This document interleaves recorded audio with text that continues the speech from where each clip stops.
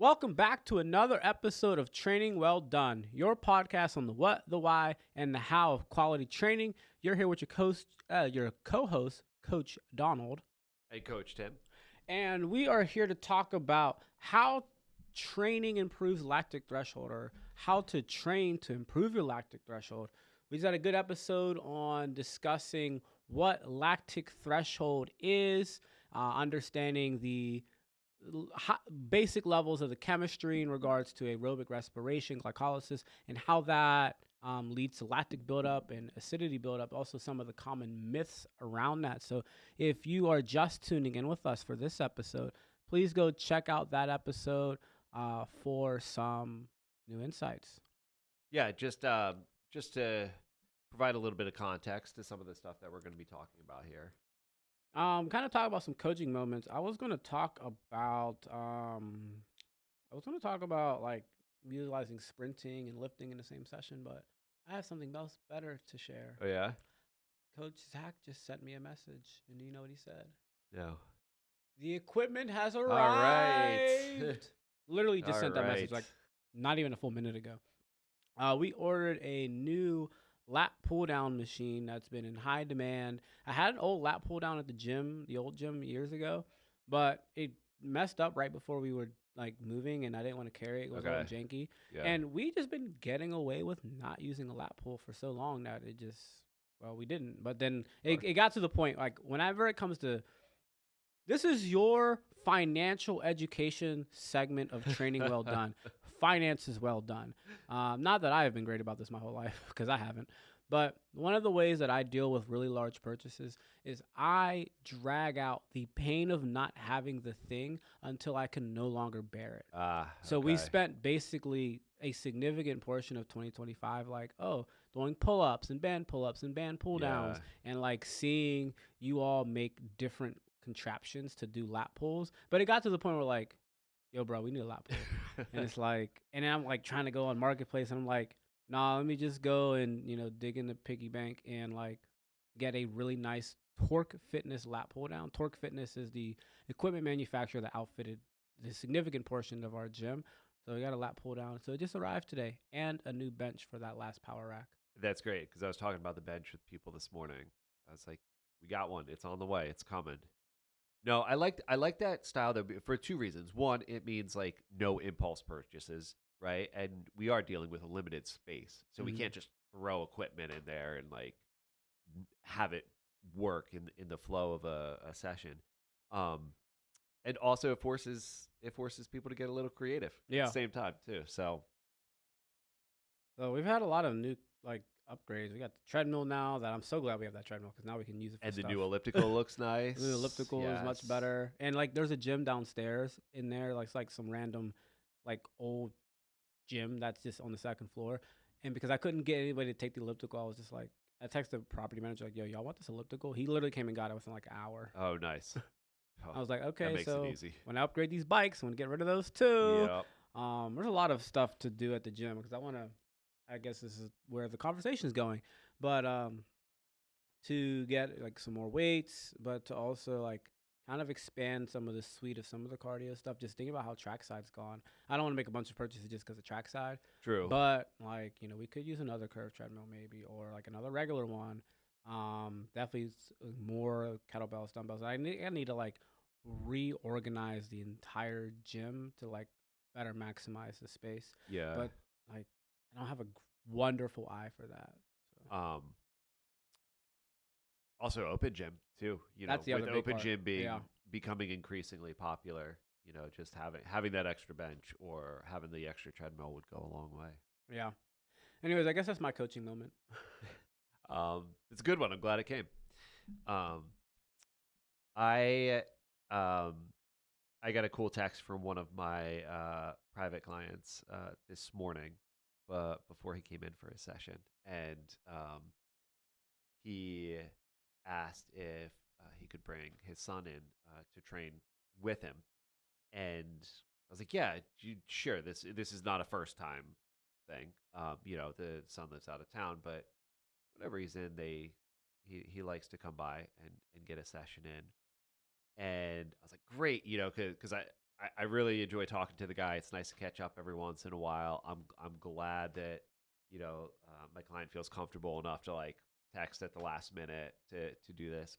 And then I got to thinking on my run over here of like, that's really cool that this guy makes it a point to come by the gym and work out with his dad whenever he's in town. Like That's really that's awesome. that's just really cool. So And yeah, like, if it's who I think it is, like they're not that young. they are not. No, no. But it's like it hit me on my way over here to record the podcast. I was like, it's so cool that they have that dynamic. He prioritizes spending time, in that way, and then they're part of a community and members at a facility where all it takes to facilitate something like that is like a quick text to your coach. Yeah, You don't have to go through the membership office to, get approval and do all that. So I just thought that was really neat. that's really dope. Awesome. All right, this makes a good time to share with you about our webinar, Strength Training for Runners. So if you're looking to support the podcast in this beautiful studio at Studio Me, please, and all the work that goes into like promoting the podcast, getting it done and recorded. Shout out to Coach Adam, who helps us with some of the research for this. Please check out and share the webinar, Strength Training for Runners. It's a 1-hour webinar that covers all of the basics of strength training, literally visuals on how to do the basic exercises that you can be doing at home right now or at the gym of your choice, how to put together the workouts, how to do plyometrics.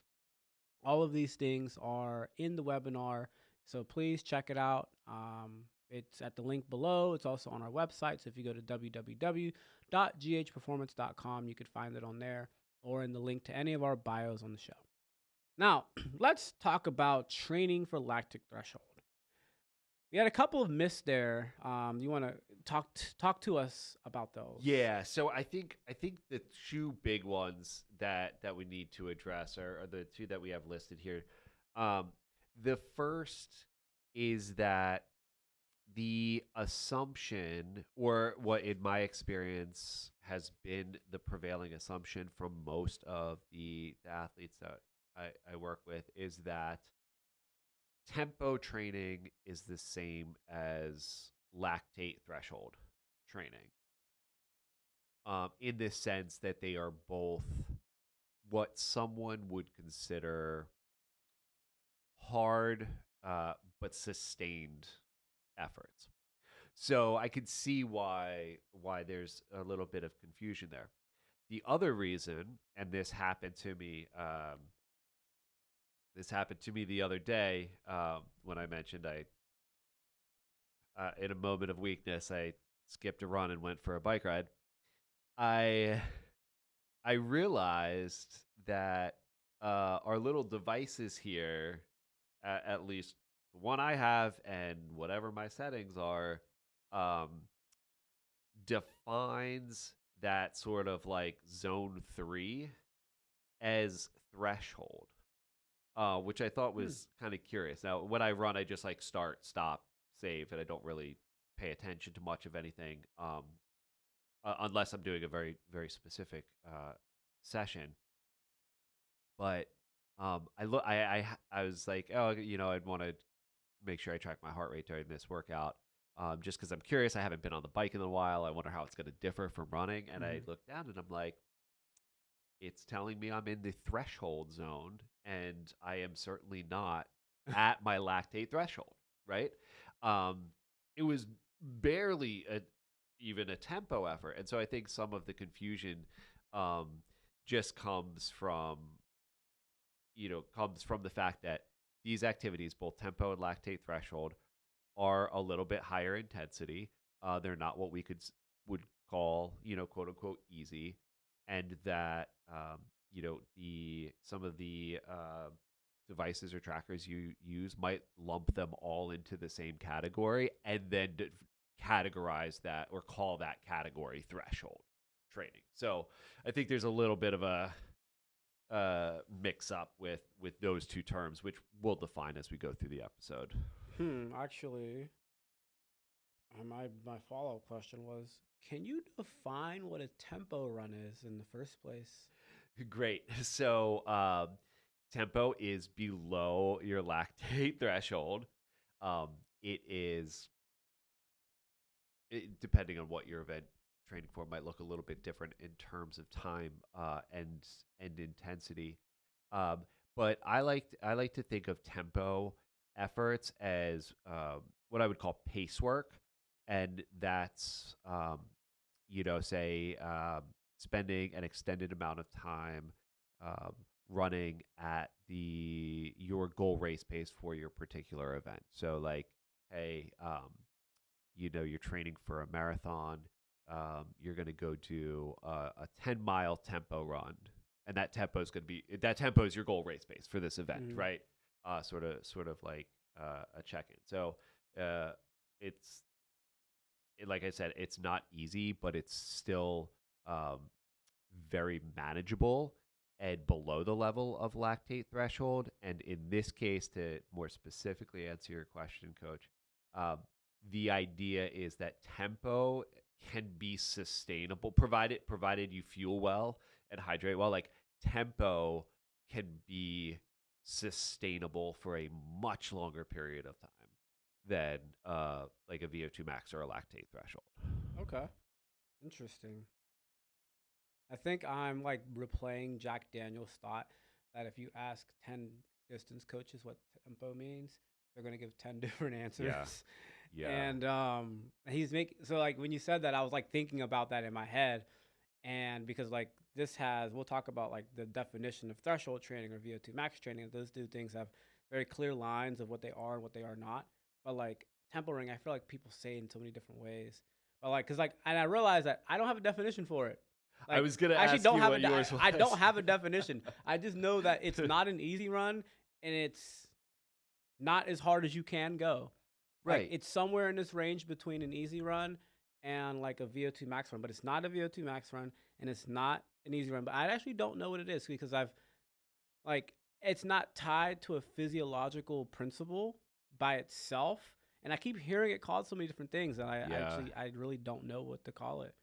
You're right. Even though I just wrote trackside sprints, and I like wrote for Saturdays. We're gonna do tempo runs on Saturdays, and I'm tempo. literally like bleeding in my head right now of my notes. Like, why did I write that? I literally just sat her on the show and said I don't know what a tempo run is, and I already had this stewed idea, and I wrote this down because in sprints, tempo is roughly it's an endurance sprinting event. It's where you run 200s, 300s, 400s, sub max, like usually around 70% for repeats.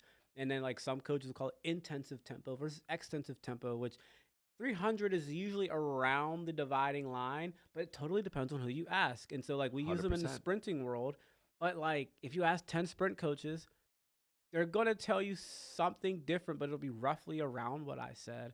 It's not jogging, but it's not all out sprinting. Right. It's not enough sprinting to cause a neuromuscular tax, but it's not jogging. And like, okay.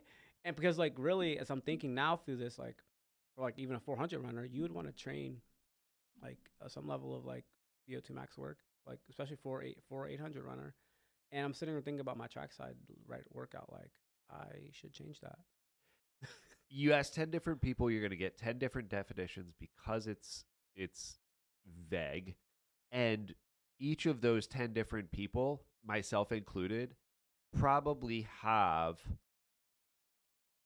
utilized at least 3, if not up to half a dozen different styles of tempo workouts. I've easily used careers. a bunch, and like I remember years of writing this word, and like, but if you look at my training plans over a certain period of time, like what I wrote as a tempo changed Right. year to year. Right. And it depends on the context too. Like I said, a 10-mile tempo run for an athlete training for a full marathon is going to be different than it is going to be executed differently than a 20-minute tempo run for an athlete training for a mile. So like even within the word tempo, there's still so much ambiguity. But what we do all agree on is that it is distinctly different from lactate threshold training. because lactate threshold training, as we discussed in the previous episode, has a very specific and very targeted um, physiological purpose to it. Let's go to your second myth. Myth number 2: lactate threshold training should be brutal. I'm on fire. Yeah, it's no one's here to tell you you're going to enjoy yourself the entire time. But brutal would be a stretch. As we kind of touched on in episode 9, brutal, it calls to mind like effort levels that are inherently unsustainable, right? Whereas with lactate threshold training, the point is to make it sustainable so it doesn't tip the scales into brutal. It should not, and we'll talk about this in the later section, it's not agonizing, it's not vomit inducing, it's not, hate yourself the entire time. It's maybe second guess your lapse in judgment when you started the workout, but brutal or just like wreck yourself is not the point of these sessions. Yeah, I like to use a definition. It's comfortably uncomfortable. When I'm doing a threshold workout, like I look forward to it ending, but I don't need it to end right now. I don't need it to end right now. But I look forward to it ending. I want it to end, but I don't need it to end. Yeah. That's actually good. I like that. Because if you don't want it to end, you're just not quite there. Yeah, you're running a little slower. Yeah. Might be a tempo run. Might be a tempo. I feel like this tempo piece is going to be one of those like running jokes that just keeps carrying forward. I think in 2026, don't hold me to this, but maybe hold me to this. Remind me of this. Okay. I think I might go on a little mini crusade against tempo runs. Okay. And like, I think I'm going to like stick with if it's a running a work. I think I need to work on this more to define how I want to go on a crusade against it, and sticking with like sprint workouts to work on economy and like anaerobic power, VO2 max workouts to work on aerobic power, and threshold workouts to improve threshold work. And I know that there's like other little things that I don't use that like fit around there, but I feel like I'm going to use that. And even when it comes to my sprinting workouts, I need to like really dive into like how I want to redefine that, because like I think I'm going to stop using that. Like, we're literally going to go change my training program. Look, I am 100% on board. The workouts aren't going to change, but like what I'm writing is going to change, and the workout might change actually as a result.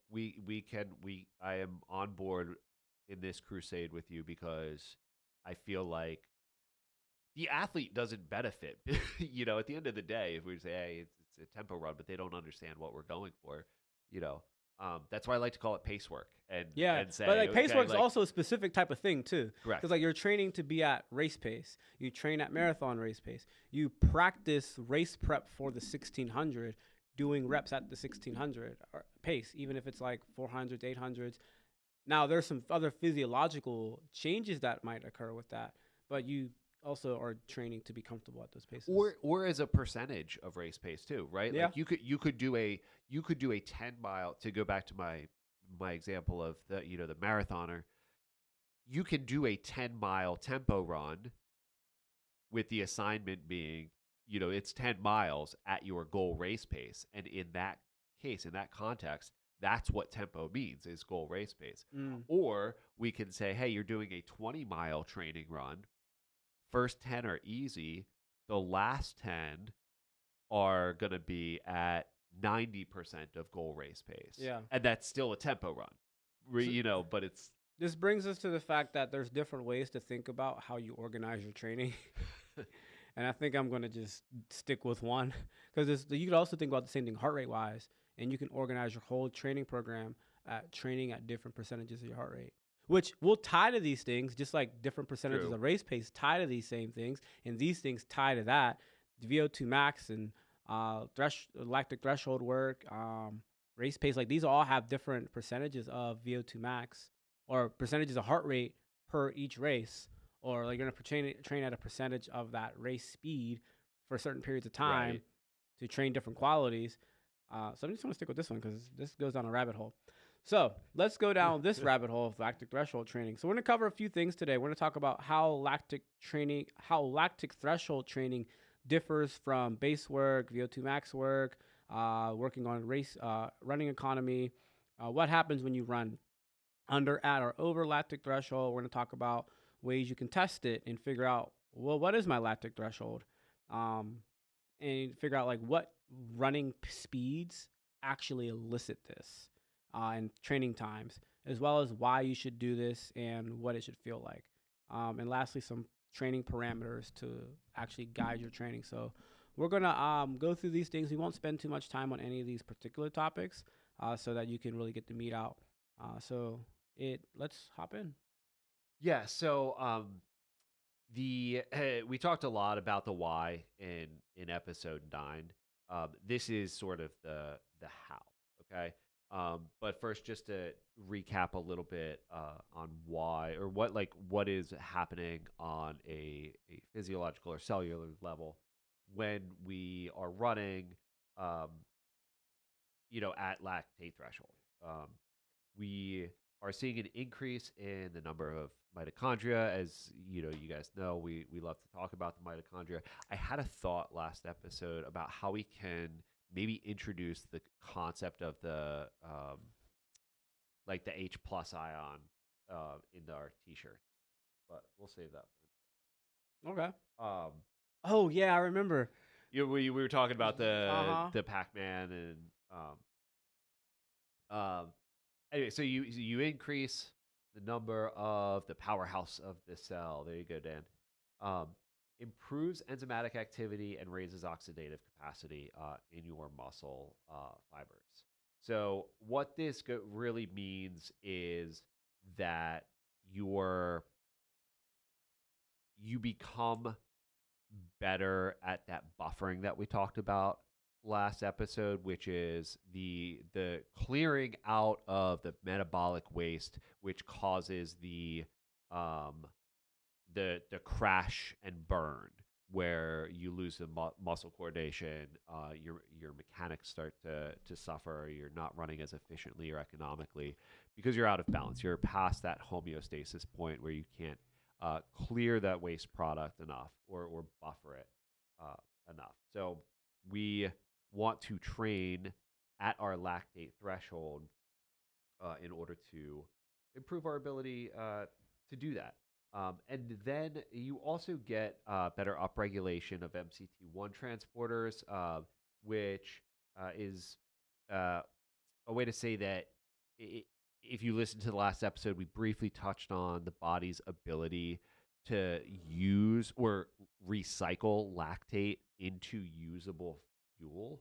And that's what this lactate shuffling really denotes. So you are, by training at your lactate threshold, you are able to sort of run as close to your ceiling or as close to your like VO2 max as possible. And we'll talk about some ways to do that, or some ways to insert lactate training threshold into your routine closer to the end of the episode. Um, Coach, got anything to add there?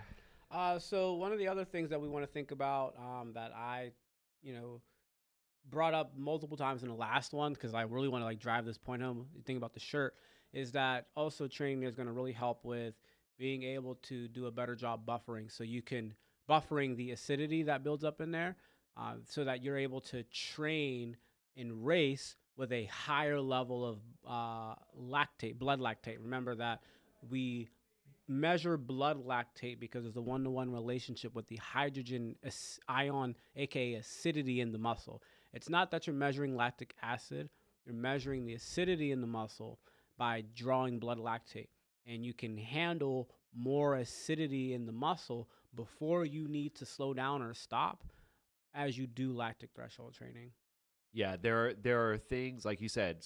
There are things that happen that make us have to slow down or stop. Lactate threshold training improves your tolerance level for those things, Yeah. right? So let's chat a bit about, Coach Tim, some ways that you can test what your lactate threshold is. You mentioned earlier, like the watch kind of brings it up. I know after I do certain workouts, my watch will say, "This is like your threshold pace now." I was like, "Oh, yay!" Yeah, But I love Garmin, but it's maybe not always the most accurate thing. But even then, you might have that pop up on your Garmin or whatever you use. If it's not a Garmin, maybe just a Coros. I don't really know what else can tell you that. I don't know if Apple Watches do. Anyways, might. um, I'm doing that thing that Leslie talks about where my voice drifts away. So I need to stay strong throughout the whole statement. But you might do a training session where your watch gives you a threshold pace, but how do you actually figure out what that is, Coach? Yeah, I mean it's a good baseline if you have a good fitness tracker like a Garmin, it can be a good baseline. Although my Garmin, when I stopped it from my run over here at 3.33 miles, my Garmin also told me, "Congratulations, that was your longest run." So I What? really don't know what's going on with this thing. They did have some glitches over the weekend. I have a feeling that has something to do with it. But okay, so take whatever number your watch is giving you and use that as a baseline. That's not going to be a really, it's not going to be so far off the mark that it's completely unusable. There are a few different tests that you could put yourself through in order to get a better idea of what your true lactate threshold might be. Um, and these are going to look different depending on your sport. Predominantly, obviously, we're sort of run centric here, but power sports might train a little bit differently. Um, Maybe what your goal event is, right? Whether it's 5K, marathon, that sort of thing, um, or just like generally how fit you are to begin with, right?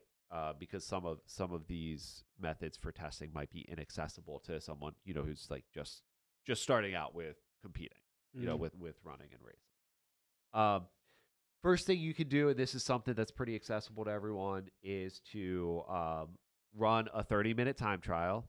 So this is similar to what we discussed when we talked about a VO2 max test, where we're like, hey, run as fast as you can and cover as much ground for 10 to 12 minutes. And that's going to be pretty close to your VO2 max. In this case, we're going to do a 30-minute time trial and take your metrics from the last 20 minutes of that time trial.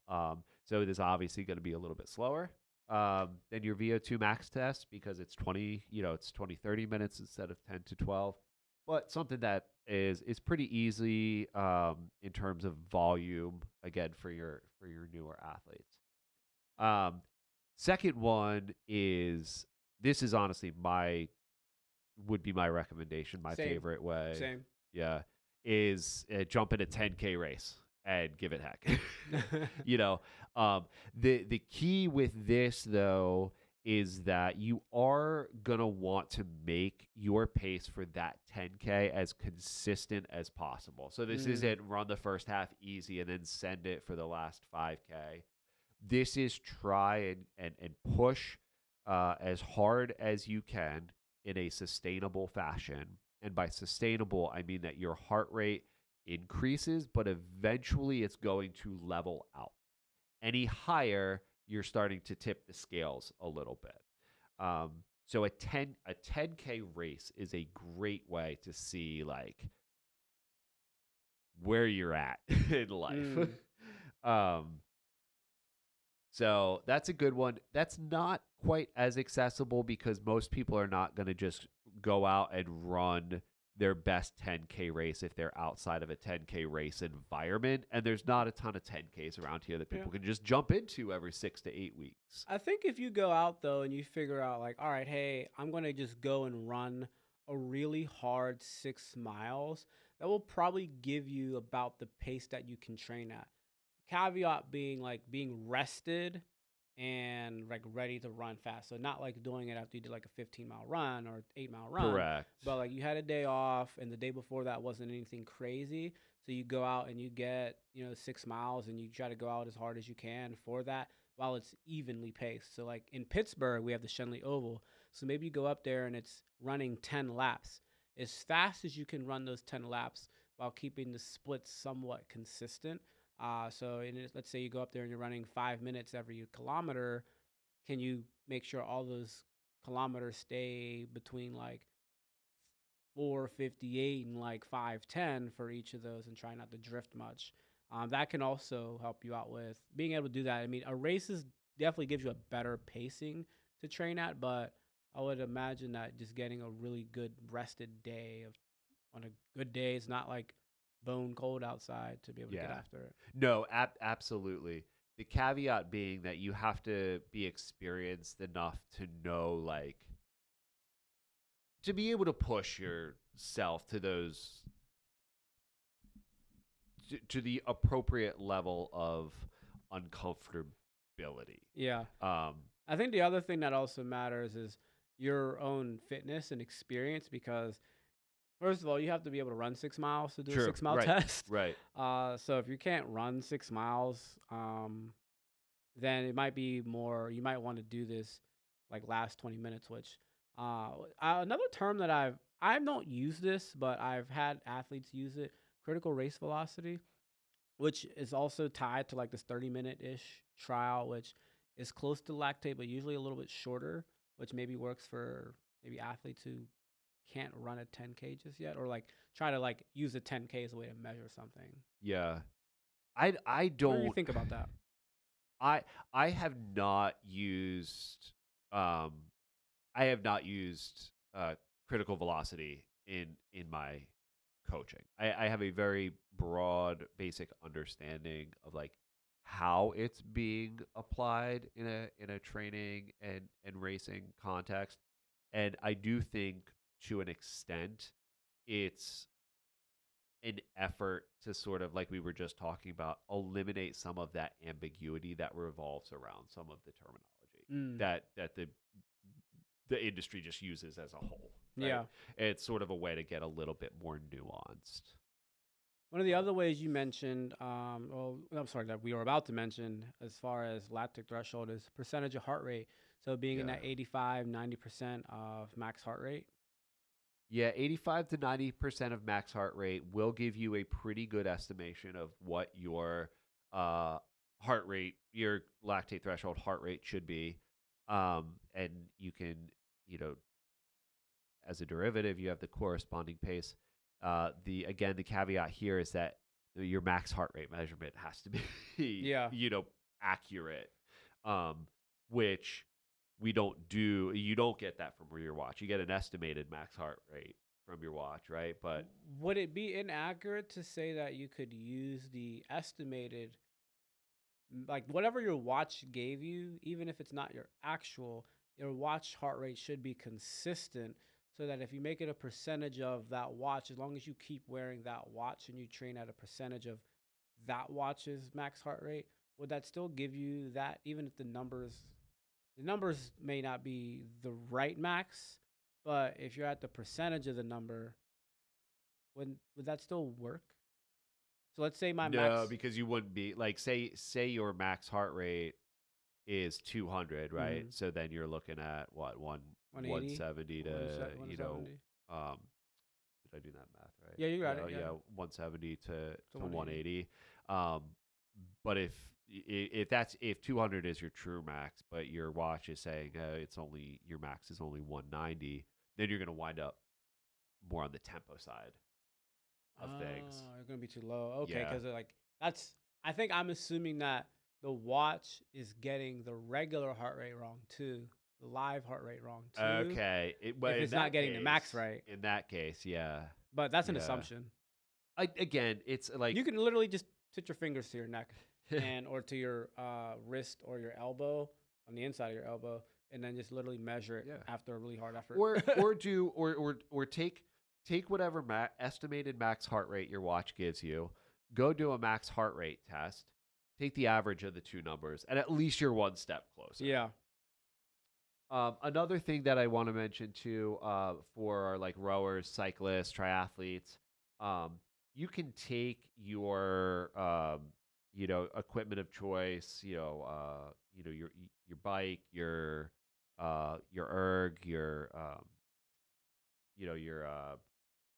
what is it? What am I missing here? Or Bike erg, or if you're swimming. or swimming, yeah, in the pool. Just go as hard as you can for 20 minutes. And then it's about 95% of your FTP is going to give you a rough estimation of where your lactate threshold might be. Okay. FTP, does that, what is that for swimming? I'm familiar with it for like cycling and rowing. Does that correlate well with swimming? I don't think so, but I Okay. could be wrong. I'm not sure. Yeah, I'm honestly I don't know not enough sure about either. swimming. I don't either. So let's chat about why one should train at lactic threshold. What does that mean for performance? I think we kind of taught a little bit about that as far as like what metabolically changes that allows you to train more, but let's Yeah. kind of dive a little bit more into that. Like how does it apply in a real world setting, right? Yeah, we talk about being able to buffer better, and so one of those benefits is not having such an acidic buildup.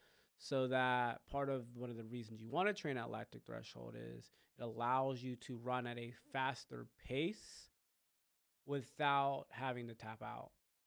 Right. Which is different from VO2 max, which literally allows you to run at a faster pace. There was a fun thing. Did I skip over?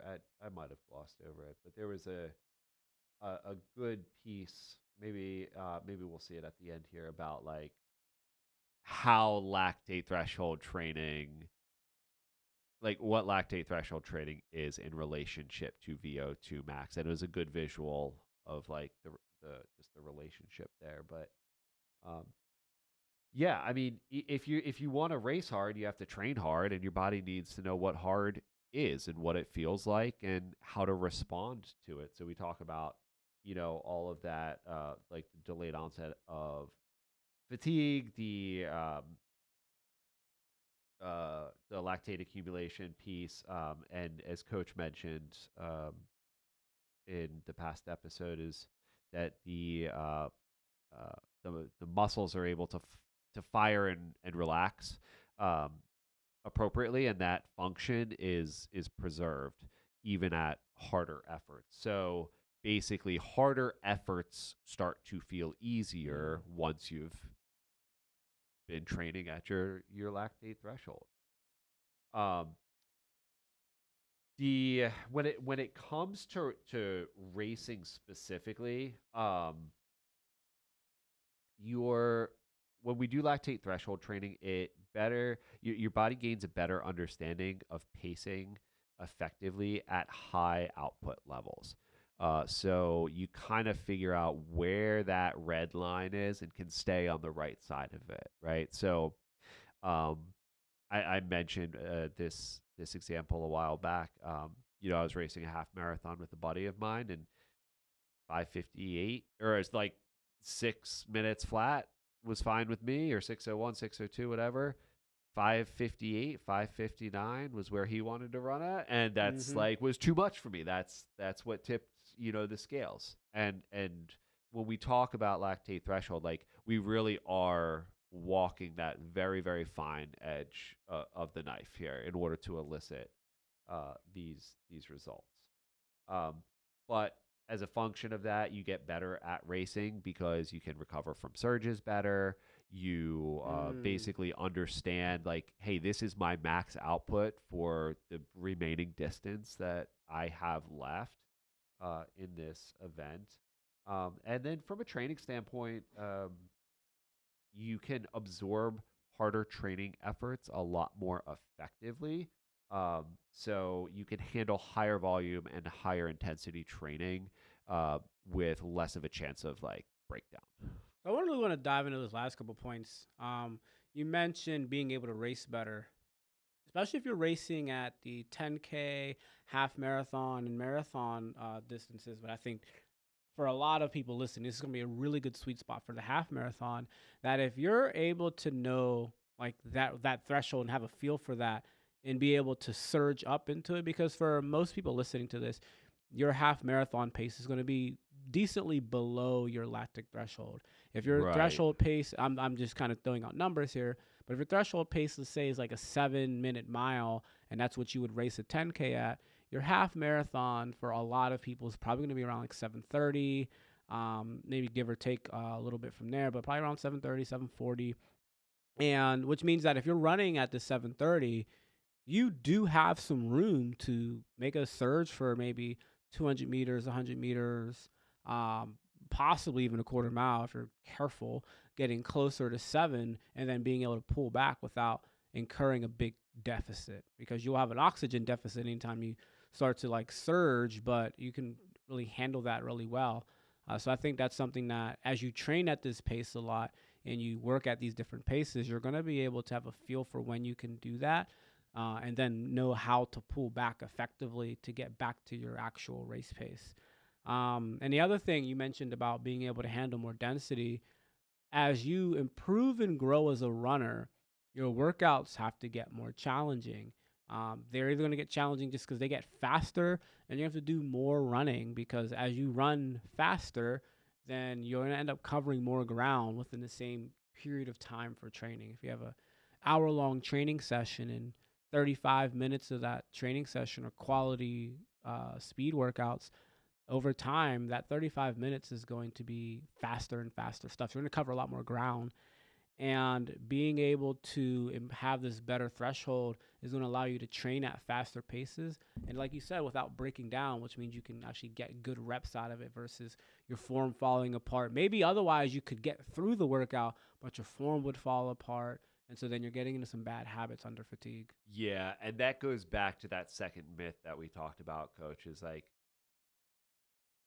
it's hard b- but not brutal, Yeah. right? Yeah. That's where that distinction lies, is, cuz and again, these efforts, and we'll break this down here in a second, but when you're doing lactate threshold training, you are dealing with longer, more sustained effort. So um by putting yourself in a position where you are breaking down, you're just not getting a quality session in at best, and you're like compromising the potential quality of subsequent Mm-hmm. sessions, at worst, right? Coach went through notes here and found what I was looking for when I talked about the VO2 max and the relationship here. Um, I found this to be pretty succinct, in that VO2 max training is going to raise your ceiling. Lactate threshold training is going to determine how close you can get to that ceiling. So it's the practical application of the VO2 max, and um, like we touched on last episode, there's that relationship there then between Mm-hmm. like VVO2 max and lactate threshold. Yeah, the higher you have that lactic threshold, then the closer to that VO2 max is. Lactic threshold, just a range of VO2 max. For a lot of people, it's anywhere from 85 to 90%. And if you're an experienced runner, your lactic threshold is going to cost you a lot less of that VO2 max. And so you might be running closer to 85%, whereas somebody who's newer, their lactic threshold is going to be a very high percent of their VO2 max, which I know that almost sounds counterintuitive to what Coach Tim just said. But if your lactic threshold is a higher percentage of your VO2 max, that means that once you're running at lactic threshold, you're almost running at VO2 max, which Right. means you just really can't hold that pace Right. much longer. Whereas if it's a lower percentage, that means that there's still a lot more that you can give to get to VO2 max pace, which means that your threshold pace is going to actually be a lot more sustainable to use. You can run at a lot longer. A lot longer. That's the imperative term here, right? Is you're just taking that effort and stretching it out over a longer period of time. So as we look through we talked about why we should do this. We talked about what it means for performance, how you test it, what's really happening, and what makes it different from other things. Coach, let's talk about some of the training parameters. Like, how do you train at lactic threshold? Yeah, great question. So there's a few. There's like I don't know if some people listening might be familiar with this. I was really big on like doing big three Ooh, what's that? in a past life. It's I have no I have no scientific backing for this. This is just a hypothesis. But I feel like people can read and absorb like things in threes a lot better. Mm, I think any more any more than that, it just gets convoluted. yeah. Um, People get to four and forget number one. Any less than three, there's really not a context, right? So like maybe if I remember one and two, then I remember three because I've remembered one and two. So I did. I put the lactate threshold training parameters into a big three sort of context. Um, First and foremost, like we just mentioned, it's your longer work intervals, right? So we're not looking at that, that 10 to 12 minute VO2 max range. We're trying to stretch this out over, 15 to 20 minutes of this sort of hard but sustainable. I want it to be done, but I don't need it to be over type of effort. The other thing that we're doing is implementing shorter recovery periods between those blocks of work. So you're looking at about somewhere between 5 and Sorry, I read that wrong when I changed that. I go got back. it. Got it. No, what you had there was actually was Yep. fine. So I messed that up. so your recovery periods are only going to be a few minutes long, Mhm. right? You're only looking at about 1 to 3 minutes off before you're back at it again. Yeah. And I'll give everyone a sample workout, by what I mean in a second here, but um, that stands in sharp contrast to like your sprint type efforts where you need 3, 5, you know, um, plus minutes off there. Um, and your total training time uh, for a lactate threshold workout um, should be at least 20 minutes, between about 20 to 40 minutes. But like we mentioned, this is lactate threshold is an effort or a pace that you can hold for up to 60 minutes. So your more advanced athletes can do, you know, a 60-minute run at lactate threshold. If they're a little bit more experienced, they can handle a 60-minute run in the first place. All of those boxes being checked, then you can stretch that out a little bit.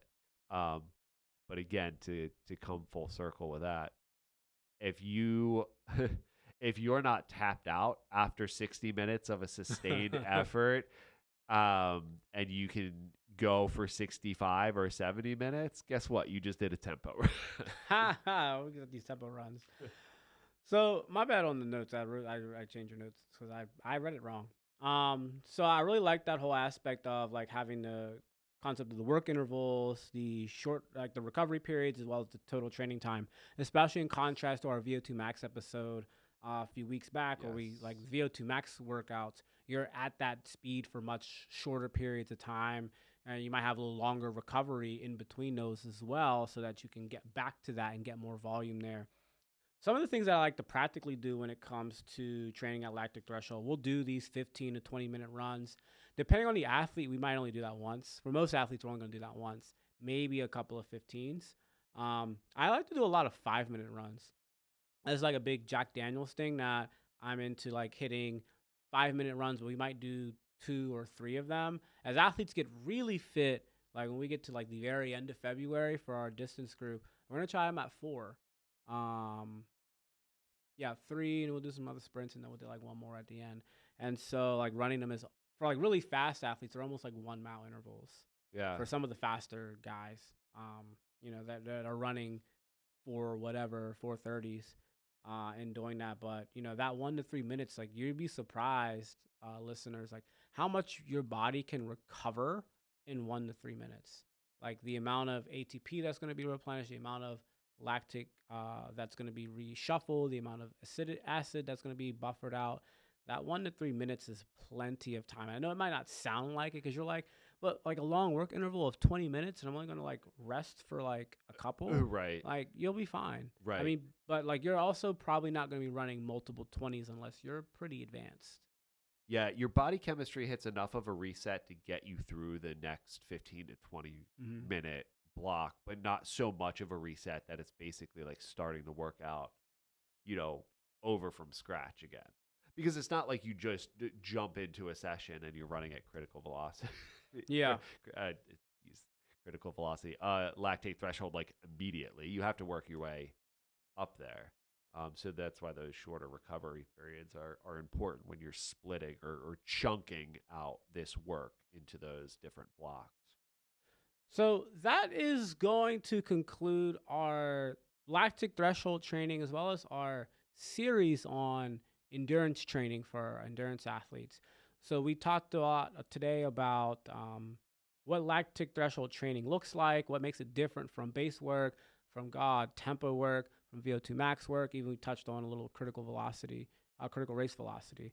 We talked about what happens physiologically with our bodies when we train at or under or over lactic threshold in regards to mitochondrial changes, ability to handle improved oxidation abilities in the muscles, buffering abilities, capillary density, which if you remember from our episode a while back, this relates to base building. You're still getting some of those same Yeah. benefits from base building of the capillary density, of the improved stroke volume, of the increased number of mitochondria. Although once you start getting into threshold work, there's a lot more mitochondrial density, which is something I don't think we talked a lot about in this series, even though it's literally what my whole graduate degree had to deal with, fortunately. But we'll talk a lot more in our next series about metabolism. But being able to do these lactic threshold runs, part of what's going to improve your lactic threshold is having more mitochondria, which then allows you to better utilize your glucose and get more energy out, which then keeps the costs down. Um, we talked about ways to test your lactic threshold, whether it's measuring the last 20 minutes of a 30-minute trial, getting a 10K race pace, or at least a really well rested 10K, like 30 to 60 minutes. Um, knowing that it's 85, 90% of your heart rate. We talked about why you should train at lactic threshold, what it means for performance in regards to better racing, delayed onset of fatigue, better lactic usage, less acid buildup, as well as understanding that it's going to help you with being able to have deeper training densities, being able to train at a harder intensities as you improve. And then, we talked about some of the training parameters. So the different work intervals, anywhere from 5, 10, 15, 20 minutes. Some of them you're going to do on repeat for a total of, if you're kind of newer to training and under experienced, maybe only doing 20 minutes of this type of work. 2 5-minute threshold runs can be plenty for a lot of runners, maybe 3. And then understanding that when you're doing that, you only need a couple minutes of recovery. So you don't need too much. Um, and it's comfortable. I'm sorry, it's uncomfortable, but Yeah. it's comfortable within that discomfort. You look forward to it ending, but you don't need it to end right now.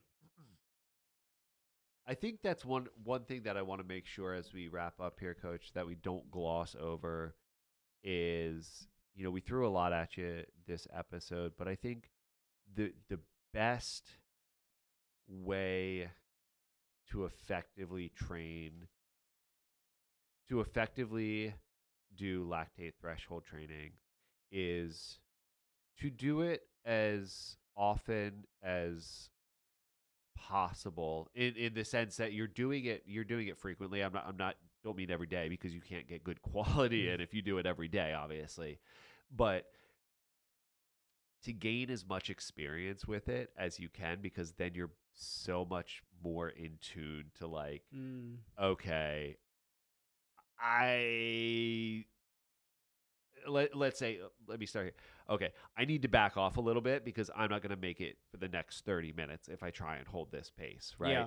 That's an easy thing for people to feel and to learn as they Yeah. gain experience with the sport.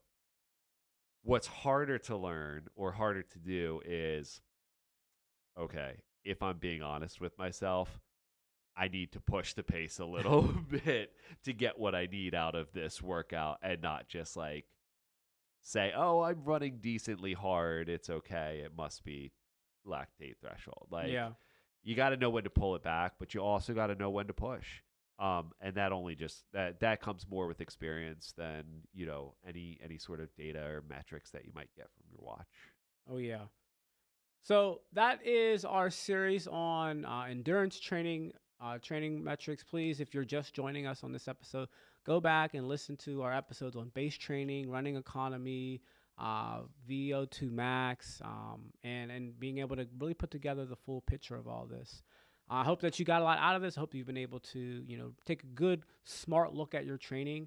We want you to train with intent. This show is all about being able to understand the what, the why, and the how of quality training. And so being able to help you really understand what's going on in your body so that you're not just riding to ride, swimming to swim, running to run, but there is some intent behind what you're doing. So we'll join you on the next episode for Ask Us Anything. Make sure you check out the webinar on our website, www.ghperformance.com, and under the resources tab. And please share this episode with a friend, share your favorite clips, and we will see you on the next episode. Happy training.